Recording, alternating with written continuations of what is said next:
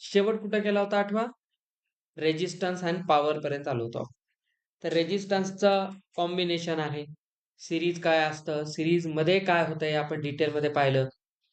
आता इलेक्ट्रिसिटी चॅप्टरचे पुढचा जो टप्पा असतो दॅट इज ऍप्लिकेशन. आणि हा चॅप्टर जो आहे आता आपण आज स्टार्ट करतोय तो ऍक्च्युली ऍप्लिकेशन्स ऑफ इलेक्ट्रिसिटी आहे. जेव्हा आम्ही 9th स्टँडर्डला होतो त्यावेळेस आम्हाला हा चॅप्टर होता 9thला. आम्हाला एकच चॅप्टर होता 9thला हा इलेक्ट्रिसिटी आणि तुमचा हा ऍप्लिकेशन वाला हा एकच चॅप्टर होता. आणि आमच्या तो पूर्ण सिलेबस मधला बिगेस्ट अँड लॉंगेस्ट चॅप्टर होता. आमच्या त्यावेळेसच्या बुकमध्ये 50 पेजेसचा हा चॅप्टर होता. एवढा डीप मध्ये आम्हाला त्यांनी आमच्या महाराष्ट्र बोर्डच्या बुकमध्ये त्यावेळेसचा चॅप्टर होता. धारा विद्युत नाव होता. आता आम्ही मराठी मीडियम मध्ये होतो. तर इलेक्ट्रिसिटीच्या खूप साऱ्या ऍप्लिकेशन्स आहेत. Electricity is actually form of energy. It emits light, heat. ठीक आहे, या दोन गोष्टी इलेक्ट्रिसिटीमध्ये येत असतात, एक लाईट आणि एक हीट. आणि या एनर्जीच्या फॉर्मला आपण पुढे कन्वर्ट करतो, कारण एनर्जीचा कन्झर्वेशन लॉ असतो. एनर्जी आपण कन्वर्ट करतो फक्त इकडून तिकडे. आणि या कन्झर्वेशनमुळे आपण सेम एनर्जीला वेगवेगळ्या फॉर्म मध्ये यूज करतो. आणि एक नवीन गोष्ट या चॅप्टर मधून आपण शिकतो की इलेक्ट्रिसिटीला आपण एनर्जीच्या एका दुसऱ्या फॉर्म सोबत कोलॅब करून एकत्र करून जगामध्ये खूप ऍडव्हान्स गोष्टी तयार केल्या आहेत. आपल्या डोअरबेल पासून आपल्या मोबाईल फोन पर्यंत, इवन इथून सॅटेलाइट सोबतचे जे कम्युनिकेशन आहे हे सुद्धा आपण इलेक्ट्रिसिटी आणि मॅग्नेटिझम यांना कोलॅब करून बनवलेली एक टेक्नॉलॉजी आहे. आज जे आपण वायरलेस टेक्नॉलॉजी म्हणून मोबाईल फोन्स यूज करतो, ते मोबाईल फोन्स विदाऊट वायर कसे चालतात, ठीक आहे नाही, हे तुम्ही पूर्ण डीप मध्ये till the end of your 12th standard शिकणार. 12th स्टँडर्डचा जो एक शेवटचा पोर्शन आहे फिजिक्सचा, दॅट इज मॉडर्न फिजिक्स, त्याच्यामध्ये आपल्याला शेवटचे 2 चॅप्टर खूप महत्वाचे आहेत. एक सेमी कंडक्टर डिव्हाइसेस आणि त्याच्यामध्ये पुढे कम्युनिकेशन सिस्टीम. तर कम्युनिकेशन सिस्टीम मध्ये हेच असतात, मोबाईल टॉवर्स नेमके कसे काम करतात, फ्रिक्वेन्सी काय असते, मॉड्युलेशन काय असतं. हा जो डबा दिसतो तुम्हाला समोर इंटरनेटचा, त्याला आपण मोडेम म्हणतो. मोडेम आहे की नाही. मोडेम हा जो शब्द आहे हा 2 वर्ड्स पासून बनलेला आहे. हा इलेक्ट्रॉनिक्स विषयाचा पार्ट आहे. मोडेम शब्दामध्ये तुम्हाला 2 शब्द दिसतात. एक बघा मो आणि एक डेम. याचा अर्थ बघा, मो म्हणजे मॉड्युलेटर आणि डेम म्हणजे डीमॉड्युलेटर. मॉड्युलेशन आणि डीमॉड्युलेशन याला एकत्र करून हा एक कॉन्सेप्ट बनलेला आहे. याचं काय कारण असतं की जे आता जिओच्या टॉवर वरून जे सिग्नल्स येतात, हे सिग्नल्स काय असतात? Signals are packets of information which are coded, ठीक आहे, using this kind of energy. त्यांना कोड केलं जाते आणि त्या पॅकला पूर्ण करून इन्फॉर्मेशन सेंड केली जाते एका ठिकाणाहून.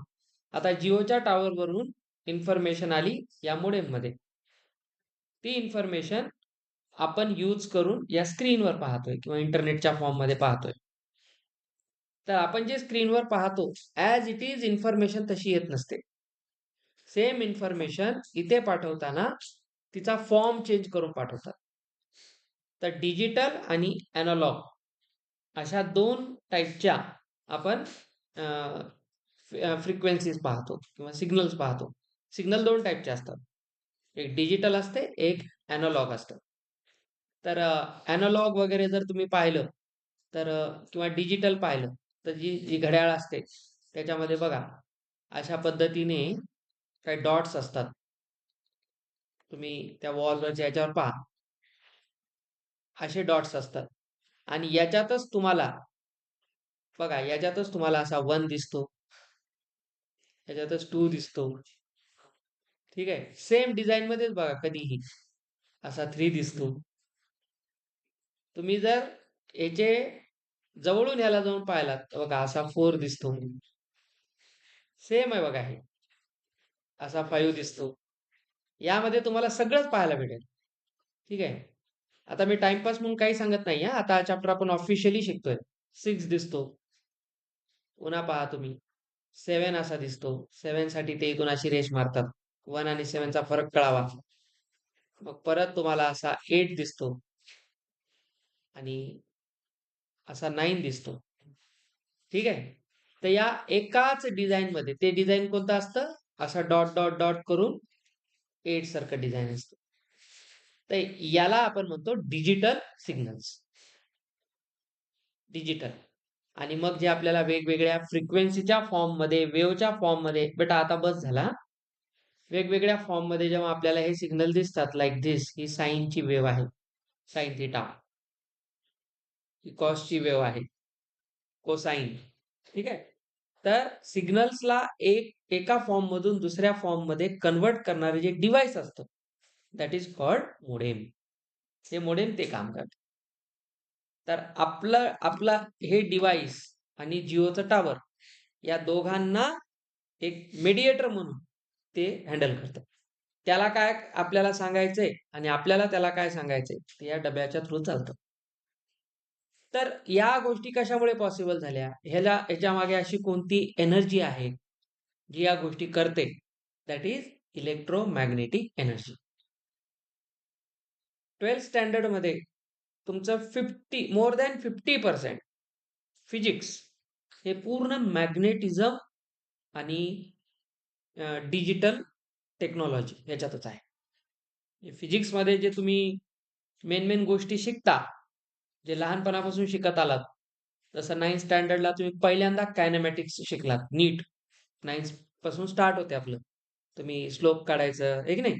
वेलॉसिटी या गोष्टी पाहिलात किंवा एरिया अंडर कर्व या गोष्टी आपण 9thला स्टार्ट करतो. तर ते पूर्ण 11th मध्ये तुम्हाला कायनेमॅटिक्स येतं आधी. कायनेमॅटिक्स नंतर स्टार्ट होतं मेकॅनिक्स. मेकॅनिक्समध्ये सगळे फोर्सेस जे तुम्ही 8th स्टँडर्डला शिकलात, tension force, normal force, spring force, तर या सगळ्या फोर्सेसचं मॅथमॅटिक्स आहे. ते फोर्सेस कसे लावतात, त्याला न्यूटन्स लॉज ऑफ मोशन सोबत कनेक्ट करून कसं सॉल्व्ह केलं जातं. मग येते मेकॅनिक्सचा पार्ट चालतो रोटेशन पर्यंत. रोटेशन नंतर येतं मग नॉन मेकॅनिक्स. नॉन मेकॅनिक्समध्ये स्टार्ट होते तुमचं हीट. मग येते KTG, kinetic theory of gases. तिथून येतं थर्मोडायनॅमिक्स. मग स्टार्ट होतं इलेक्ट्रिसिटी किंवा पुढच्या चॅप्टरचा बेस, दॅट इज ऑसिलेशन्स.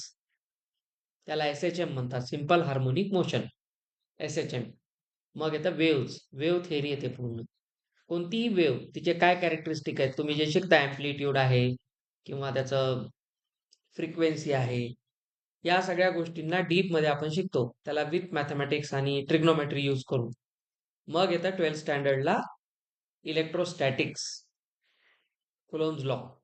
तिथून मग येतं करंट इलेक्ट्रिसिटी. आणि करंट इलेक्ट्रिसिटी म्हणजे तुम्ही आतापर्यंत शिकलात तेवढा.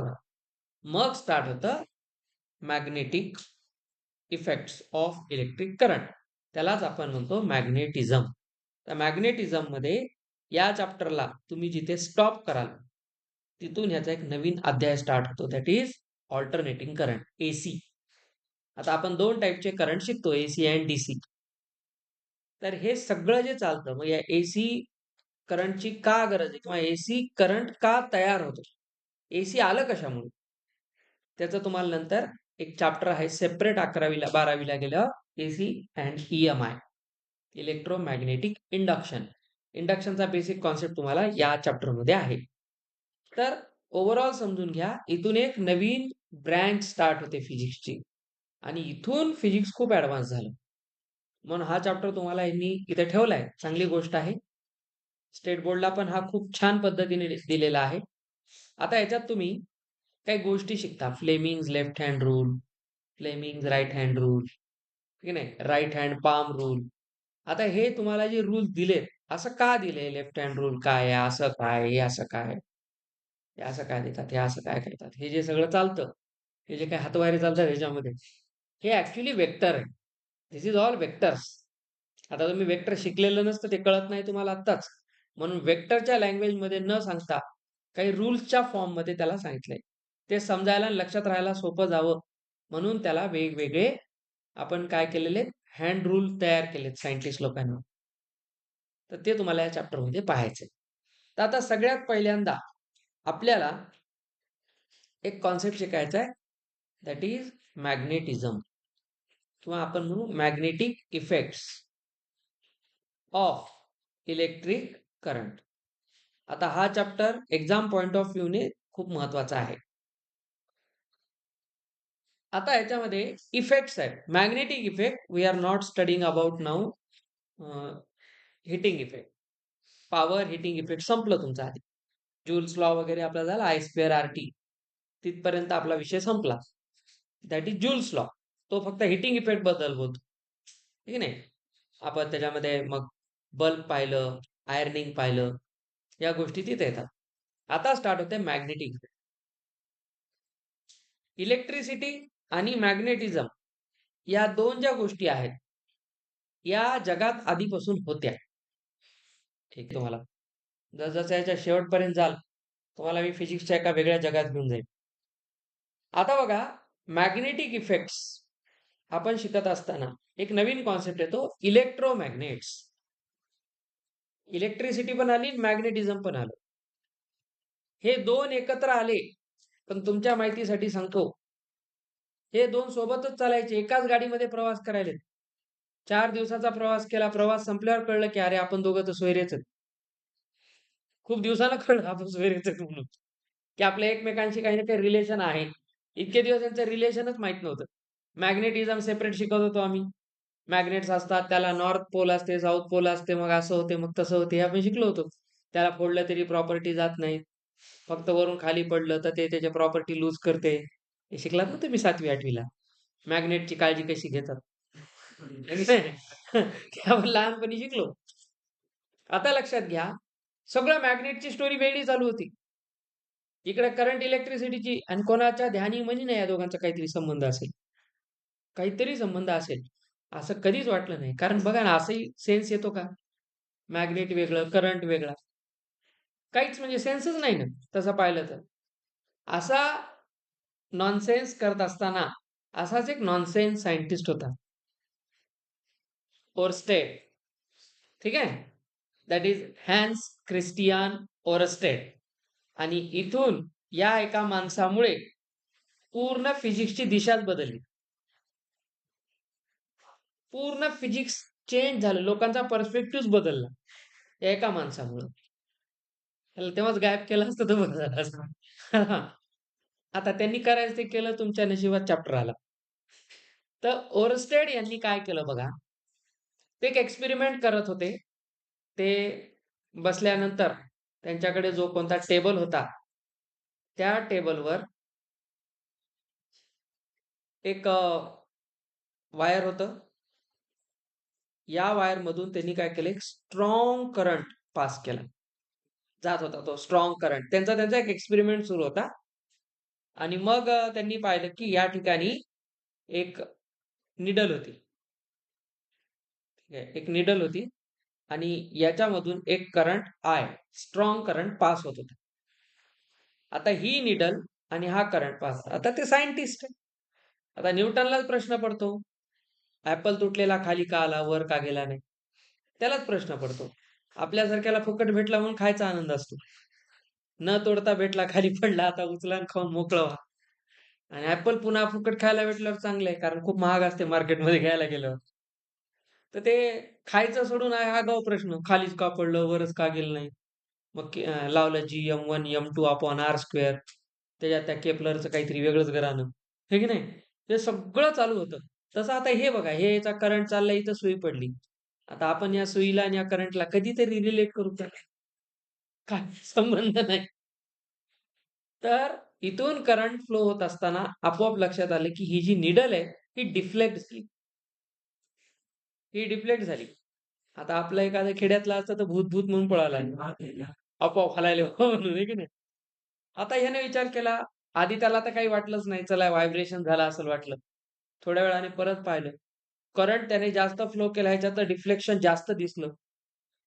आता इथे बघा, कॉन्टॅक्टमध्ये असणं वेगळी गोष्ट. एक नॉन कॉन्टॅक्ट फोर्स होता. या दोघांचा काहीच कॉन्टॅक्ट नाही. मग याच्या लक्षात आलं की अरे कुठलं व्हायब्रेशन वगैरे नाहीये. इथून करंट फ्लो होतोय त्याच्यामुळे ह्याच्यामध्ये काहीतरी प्रॉब्लेम क्रिएट झाला. करंटचा इंटेन्सिटी वाढवली, याचं डिफ्लेक्शन वाढलं. करंट कमी केला, डिफ्लेक्शन कमी झालं. करंट स्टॉप केला, डिफ्लेक्शन स्टॉप झालं. मग त्याच्या लक्षात आलं की ह्याच्यामध्ये एक अट्रॅक्ट करण्याची एक टेंडन्सी आहे आणि अट्रॅक्ट करण्याच्याच फोर्सला आपण मॅग्नेटिक फोर्स म्हणतो. आणि याच्यावरून त्यांनी मग एक्सपेरिमेंट आता थोडा डिटेल केला. आता आपण जशी स्टोरी ऐकतो एवढंच नाही. म्हणजे फक्त ॲपल डोक्यात पडलं आणि ग्रॅव्हिटीचा शोध लागला. एवढं इझी फिजिक्स आहे का? नाही. नंतर न्यूटनने काय-काय केलं, हे मी तुम्हाला 11वीला सांगेल डिटेलमध्ये तेव्हा कळेल. अरे बापरे! नुसतं डोक्यात ॲपल पडला, आपण खाऊन मोकळे झालो असतो. एवढं रिसर्च कोण करत बसायला? त्यानं त्याच्यानंतर 10 वर्ष काम केले. तेवढ्यासाठी त्यानं पूर्ण मॅथ्समध्ये कॅल्क्युलस डेव्हलप केलं. डिफरन्शिएशन, इंटिग्रेशन फक्त आपलं रिसर्च परफेक्ट व्हावं म्हणून मॅथ्सची एक नवीन ब्रँच न्यूटनने बनवली. पूर्ण एक मॅथ्सचा चॅप्टर आज आम्ही जे ट्रिग्नोमेट्री शिकतो, कॅल्क्युलस शिकतो, सगळं न्यूटनने आणलेलं आहे. विचार करा त्याच्या एका छोट्या रिसर्चसाठी. तसंच झालं आता या माणसाने नंतर खूप काम केलं आणि मग ह्याने जगाला एक सगळ्यात पहिला मोठा नियम दिला. बघा तर current passing through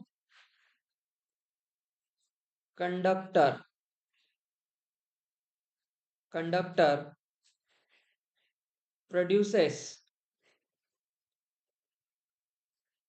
magnetic field around it. या एका स्टेटमेंटने पूर्ण सायन्स बदललं. हे स्टेटमेंट आलं नसतं तर पुढे आपल्याकडे आज जे लग्न कार्यामध्ये लाईट गेल्यावर जे इन्व्हर्टर, जनरेटर जे लावतो आपण, ते आले नसते. अंधारातच राहिलो असतो आपण.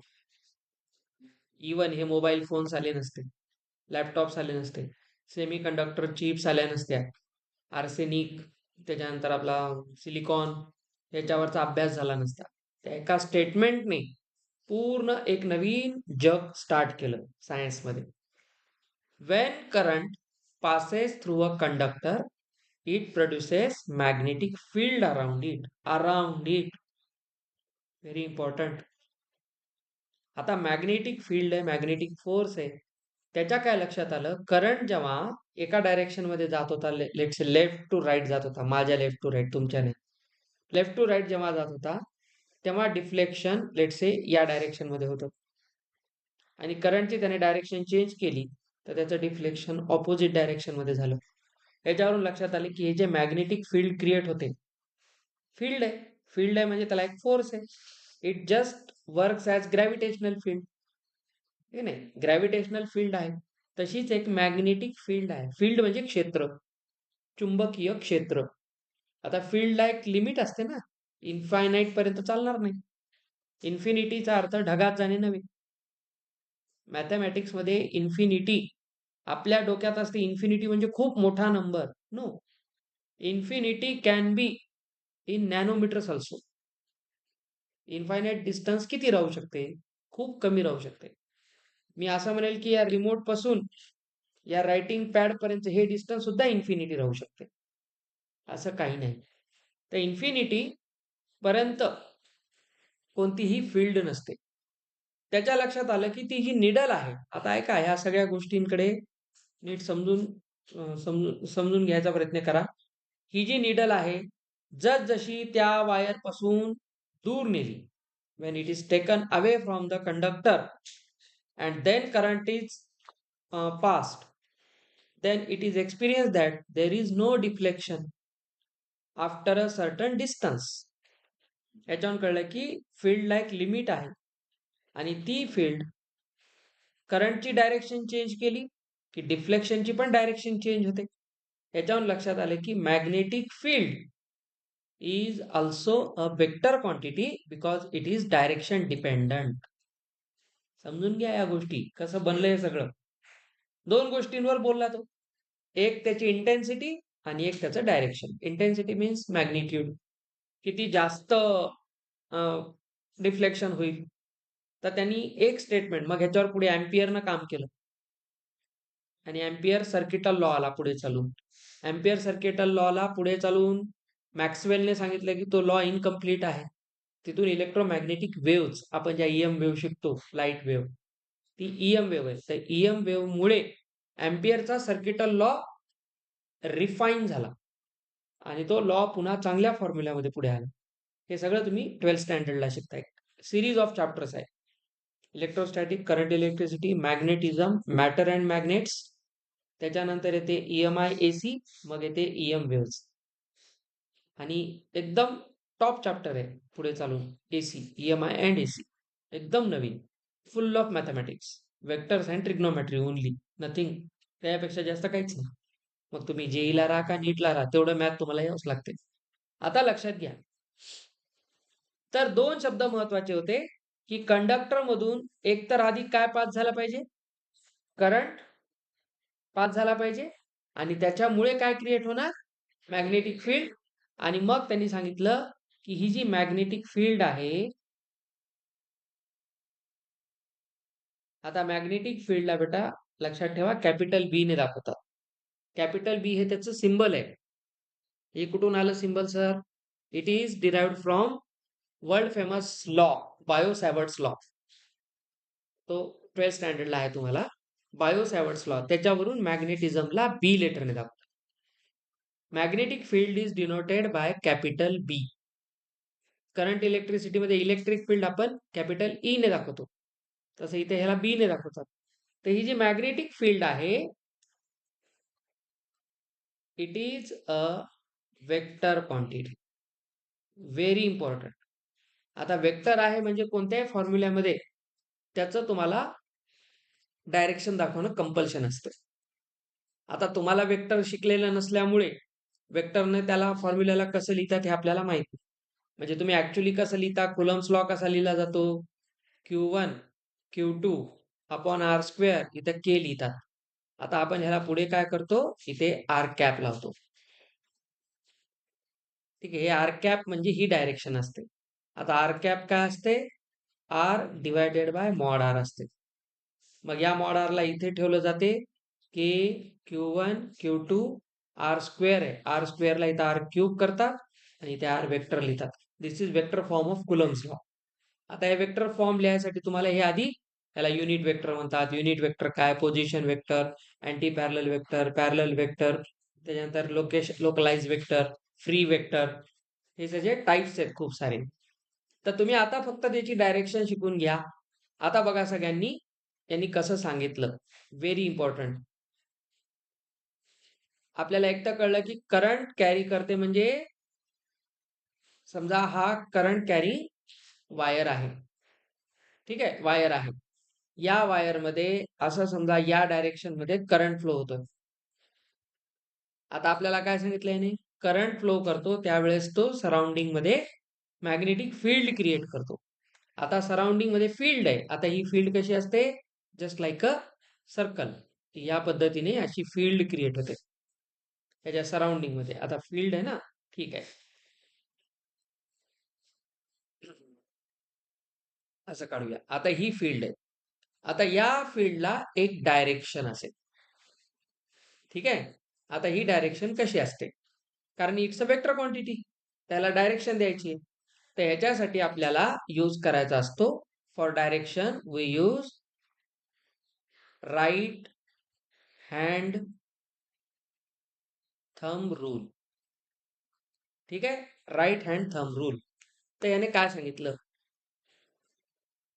Wien your right hand thumb is in the direction of the current. पहिल्यांदा आता तुमच्या राईट हँडचा थंब करंटच्या डायरेक्शन मध्ये ऍझ्युम करा. डायरेक्ट करंटच्या वायरला धरू नका, ऍझ्युम करा. नाही तर आता सरनं डायरेक्शन काढायला सांगितली आणि आपली डायरेक्शन हुकली, असं होऊ नये. नाही तर जाताल बाहेरच्या वायरला धरताल, असलं काही करू नका. ठीक आहे, शोध लागलेला आहे, त्यांच्यावर विश्वास ठेवायचा, नव्याने शोध लावायचा नाही. तर करंटच्या डायरेक्शन मध्ये आपण जेव्हा आपला थंब घेऊ राईट हँडचा, then the curled fingers remaining curled fingers will give the direction of magnetic field. Curled fingers असे असतात सर, असे फिरत नाहीत. ठीक आहे, त्याची डायरेक्शन आहे. तर राईट हँड मध्ये असं जायचं. आता तुम्ही फक्त इमॅजिन करा, इथे इथे समजा या डायरेक्शन मध्ये करंट आहे, तर बघा याला घेतलं मी वर, तर आता कर्ल्ड फिंगर बघा असे जात आहेत. तर तुमच्या लक्षात येईल या डायरेक्शन मध्ये जाते. This is the direction of magnetic field. तर मॅग्नेटिक फील्ड अशी फिरते आता. सर हे कोणतं फिरणे? This is anti clockwise direction. Anti clockwise direction as soon as and no sooner than. ठीक नाही, आपण जेव्हा याच्या डायरेक्शनला, करंटच्या डायरेक्शनला चेंज करू, करंटची डायरेक्शन जर आपण अशी आणली, तर आता हे खाली आल्यानंतर याला असं फिरवायचं. तर हेच आहे इकडे या डायरेक्शन मध्ये. This is clockwise direction. This is magnetic field direction. तर दोन गोष्टी सांगितल्या बघ श्रीनिवास यानं, की ज्यावेळेस एखाद्या कंडक्टर मधून करंट फ्लो होतो, तेव्हा तो आपल्या सराउंडिंग मध्ये मॅग्नेटिक फील्ड क्रिएट करतो. यालाच आपण म्हणतो मॅग्नेटिक फील्ड लॉ. ठीक आहे, ओरस्टेड यांनी सांगितलेला. आता मग त्यांनी ही फील्ड वेगवेगळ्या ठिकाणी काढायचे सुद्धा टेक्निक्स काढल्या. सॉलिनॉइड आहे पुढे तुम्हाला आता याच्यात. ठीक आहे, नाल कुंतल म्हणतात त्याला. मग त्याच्यामध्ये सॉलिनॉइडचा यूज करून आपण मॅग्नेट्स बनवतो वेगवेगळे. इलेक्ट्रिसिटीचा यूज करून आपण मॅग्नेट्स बनवतो. Permanent magnets, temporary magnets, alnico, निपरमर्क, है की नाही. हे जे वेगवेगळ्या टाईपचे तुम्हाला मटेरियल यूज करून बनवायचे असतात. तर सगळ्यात मेन आता हा डायरेक्शन आहे. आता ही डायरेक्शन अशी आहे, हे असं आहे, हे म्हणजे काय? हे जे मी तुम्हाला आता सांगायलो, हे कर्ल फिंगर्स ची डायरेक्शन, ही डायरेक्शन, आणि हे वर जाते. This is actually product of two vectors. हे जे मी तुम्हाला सांगत आहे की हे कर्ल फिंगर करणं म्हणजे काय, तर नीट आहे का, इकडे या डायरेक्शन मध्ये जिकडे बोट आहेत तिकडे एक फिजिकल क्वांटिटी आहे, आणि फिंगर कर्ल करून इकडे एक क्वांटिटी आहे. या क्वांटिटी कडून या क्वांटिटीकडे येताना आपण क्रॉस करून चाललोय, क्रॉस. तर क्रॉस केल्यामुळे जिकडे अंगठा जातो तिकडे आहे त्याचा रिझल्टंट. हा रिझल्टंट असतो. याला क्रॉस केल्यामुळे हा रिझल्टंट असतो. तर यालाच म्हणतात वेक्टर प्रोडक्ट. पुढे तुम्ही शिकता दोन वेक्टरचं प्रोडक्ट, त्याला क्रॉस प्रोडक्ट म्हणतात. ठीक आहे, dot product and cross product. म्हणजे एक ए आणि बी वेक्टर आहे, हे वेक्टर आहे, त्यांचा क्रॉस प्रोडक्ट आहे. तर हे याचा फॉर्म्युला असतो दोघांचा मॅग्निट्यूड इंटू साइन थिटा. ठीक आहे, आणि ज्या वेळेस दोन वेक्टरला मल्टिप्लाय करून एक वेक्टरच मिळतो, तेव्हा त्याला वेक्टर प्रोडक्ट म्हणतात. दोन वेक्टरला मल्टिप्लाय करून जेव्हा स्केलर मिळतो, तेव्हा त्याला स्केलर प्रोडक्ट किंवा डॉट प्रोडक्ट म्हणतात. वेक्टर ए आणि बी चा डॉट प्रोडक्ट, इथे डॉट आहे म्हणून डॉट प्रोडक्ट. याला मल्टिप्लाय म्हणत नाही, त्याला क्रॉस म्हणतात. आता हा पण कोण आहे, ए आणि बी चा मॅग्निट्यूड. हे बाण मारल्यापेक्षा असं लिहा, आणि इथे लिहितात कॉस थिटा. इथे कॉस थिटा असतो, इकडे साइन थिटा असतो. पूर्ण ट्रिग्नोमेट्री मध्ये मी आधी सांगितले दोनच मेन आहेत. ट्रिग्नोमेट्रीत साइन आणि कॉसच मेन आहेत, त्यानंतर त्यांचे लेकरू आहे. ठीक आहे, बाकी सगळे रेसिप्रोकल्स आहेत. त्यामुळे पूर्ण ट्रिग्नोमेट्री दोघांवरच चालते, साइन कॉसवर. आता हे जे दोन आहेत, तुम्हाला याचे एक्झाम्पल्स माहित पाहिजे. फोर्स आणि डिस्प्लेसमेंट. फोर्स आणि डिस्प्लेसमेंट यांचं क्रॉस प्रोडक्ट असते टॉर्क.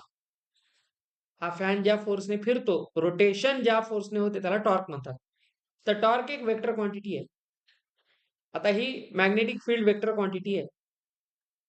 तर ह्याच्यात काय केलेलं आहे आपण, करंटची डायरेक्शन कोण आहे, रिझल्टंट आहे, आणि मॅग्नेटिक फील्ड अशी फिरते इकडे. तर फील्ड कोणाला तरी क्रॉस करून चालली, एक वेक्टर दुसऱ्या वेक्टरला क्रॉस करून चाललाय, त्याच्यामुळे हा रिझल्टंट वर किंवा खाली जातो, म्हणून त्याला म्हणतात वेक्टर प्रोडक्ट. आता तुम्हाला वेक्टर प्रोडक्ट म्हणून कळलं नसतं, म्हणून त्याला सोपं नाव दिलं राईट हँड थंब रूल. तर रूल देण्याचं नाव ऍक्च्युली ते मॅथमॅटिक्स आहे. पुढे चालून तुम्ही याचा मॅथ शिकता, याचे न्यूमेरिकल सॉल्व्ह करायचे 11वी-12वीला. आपण म्हणतो 11वी-12वीला काय शिकणार, आता सगळं झालं. काही शिकलो नाही आपण, 10वी पर्यंत एबीसीडीच झाली फक्त. खरं फिजिक्स तर आता तुम्हाला अजून 4 महिन्यानं पाहायला भेटेल, फिजिक्स काय असते खरं. मग येते खरी मजा. तर लक्षात घ्या, 2 वेक्टरचं प्रोडक्ट स्केलर असते. एक्झाम्पल द्या. वर्क. बघा वर्क काय होतं आपण 9th ला शिकलो फोर्स इंटू डिस्प्लेसमेंट. आणि पुढे कॉस थिटा लावत होतो आठवण. एफ-एस कॉस थिटा लिहित होतो की नाही आपण? तेच आहे. फोर्स वेक्टर क्वांटिटी आहे. डिस्प्लेसमेंट वेक्टर क्वांटिटी आहे. पण दोघांचं प्रोडक्ट आहे वर्क. वर्कला डायरेक्शनची गरज नाही. तर वर्क झाली स्केलर क्वांटिटी. तर 2 वेक्टरचं प्रोडक्ट स्केलर झालं. म्हणून त्याला म्हणतात डॉट प्रोडक्ट. तुम्ही या चॅप्टरमध्ये जेवढे शिकणार rules, all are vector products. No one is dot product. कळला फरक काय असतो नेमका? हे खूप जणांना हेच कळत नाही. हे जे आपण रूल शिकतो, हे रूल असे कसे? त्याचं नाव असं का पडलं? Left hand rule, right hand rule. आता लेफ्ट हँड आणि राईट हँड ते दोन्ही रूल राईट हँड किंवा दोन्ही लेफ्ट हँडने दिले असते तर कन्फ्युजन झालं असतं. म्हणून काय केलं फ्लेमिंगनं, 2 वेगवेगळ्या क्वांटिटीला सेम रूलनं सांगितलं. पण ते एक वाटू नयेत म्हणून त्याने 2 हातांचा उपयोग केला. म्हणून एक लेफ्ट हँड रूल आहे, राईट हँड रूल आहे. हा राईट हँड रूल वेगळा आणि फ्लेमिंगचा लेफ्ट हँड रूल वेगळा. तिथे बघा हे असं दाखवतात असं. म्हणजे बघा हे 2 एकमेकांना परपेंडिक्युलर, हे 2 पण एकमेकांना परपेंडिक्युलर आणि हे 2 पण एकमेकांना परपेंडिक्युलर. नाही, नाही आता जायचंय. समजलं? तर या पद्धतीने हे ऍक्च्युली काय बघा, याने याने याला क्रॉस केलं. क्रॉस. बघा हा याला क्रॉस करून आला. त्याचा रिझल्टंट केला वर. It is cross product. वेक्टरमध्ये आपण हे शिकतो. बेसिक्स आहेत सगळे हे. आलं लक्षात याला काय म्हणायचं होतं? Very important. ओरस्टेड लॉ काय सांगतो? When current passes through a conductor, it produces magnetic field around it, which is a vector quantity. Its direction is determined according to right hand thumb rule, in which when the right hand thumb is in the direction of current, then the curled fingers give the direction of magnetic field. एवढी लिहिला 2 mark पक्के. समजलं? एवढंच लिहायचं असते आणि direction अशी ठरवली जाते. कर्ल फिंगरचा सेन्स एवढाच आहे, कर्ल जिथे होऊ शकतात नॅचरली तसे. जबरदस्ती अशी न्यायची नाही, फ्रॅक्चर करून घ्यायचं नाही. हेच आपल्याला त्यांनी सांगितलं होतं. आता ही जी मॅग्नेटिक फील्ड आहे, हिच्यासाठी आपण परवाच्या दिवशी, उद्या तर आपल्याला सुट्टी आहे. परवाच्या दिवशी मी तुम्हाला एक ॲनिमेशन दाखवणार आहे. ते ॲनिमेशन मी स्वतःच तयार करतो चला तुमच्यासाठी. आता आपल्याकडे जेमिनीचा पॉवर आहे. आपण काही तयार करू शकतो आता. मी एक ॲनिमेशन तुमच्यासाठी खास तयार करेन आणि आपण ॲक्चुअली मॅग्नेटिक फील्ड कशी तयार होते आणि ती दाखवली जाते मॅग्नेटिक फील्ड लाईन्सने.